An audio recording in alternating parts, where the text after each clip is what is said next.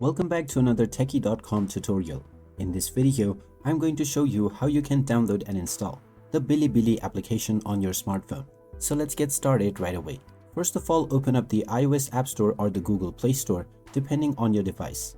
Once you open it up, tap on the search button and now you can type in BiliBili to begin your search. Once you find the application, you can tap on it and then check the app info as well as the reviews left by users.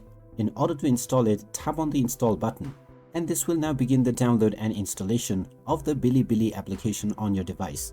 Just wait until the process is completed, and once it is done, you can open up the application and proceed with signing up or logging in to start using it right away. And that is how easy it is to download and install the BiliBili application on your smartphone. If you find this video helpful, make sure to drop a like and subscribe to our channel for more tips and tutorials. Thanks for watching, and I will see you in the next one.